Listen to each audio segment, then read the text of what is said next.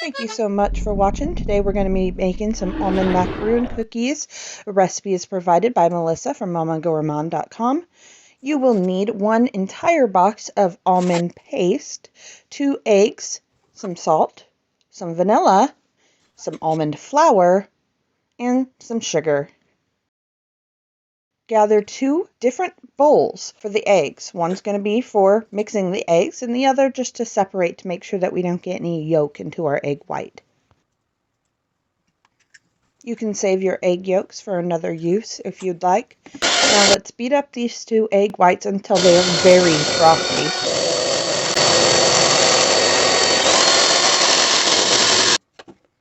The egg whites should be really creamy and frothy. Now let's open up our box of almond paste. I'm going to cut it up into smaller pieces before I break it. I just find this a little easier.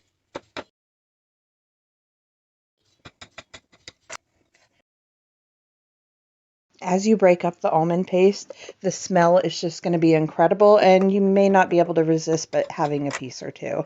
I don't blame you.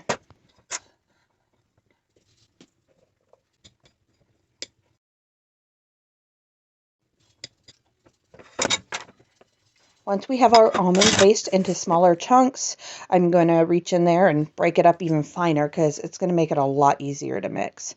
Now I'm going to add 2/3 of a cup of white sugar and 1/2 teaspoon of salt, as well as 1/2 teaspoon of vanilla.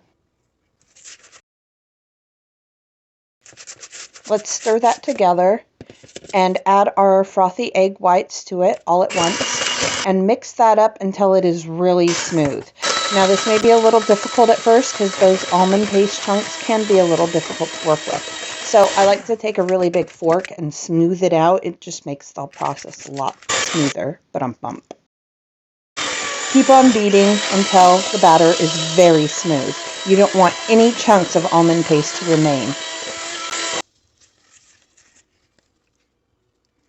Alright, so I'm taking my batter and I'm dividing it in half, and I'm doing this very precisely by weighing the batter and then dividing that into half.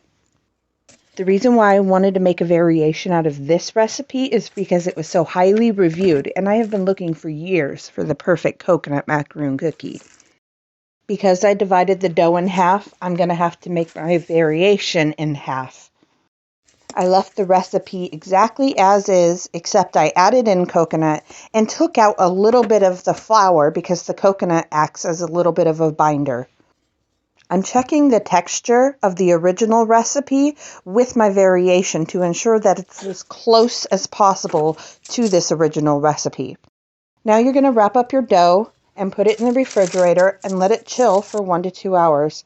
Or if you're in a little bit of a hurry, you can freeze the dough for about 30 minutes.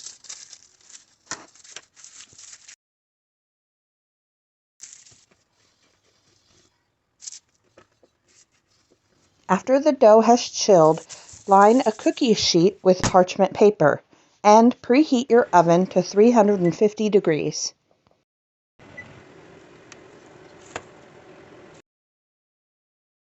Shape your dough into 1-inch balls and place 2 inches apart on the prepared cookie sheet.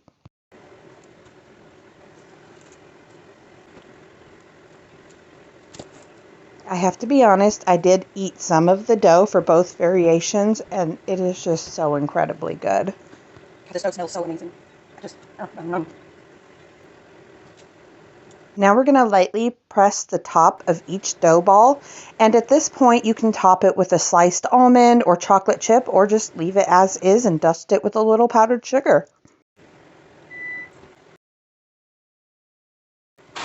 Now we're going to bake the cookies for 16 to 18 minutes or until they're lightly golden around the edges and slightly firm. Let the cookies cool on the pan for 10 minutes before transferring them to a wire rack.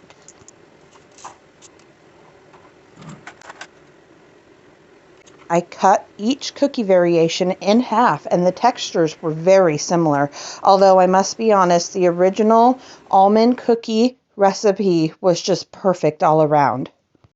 Thank you so much for watching, and please check out my other recipe videos.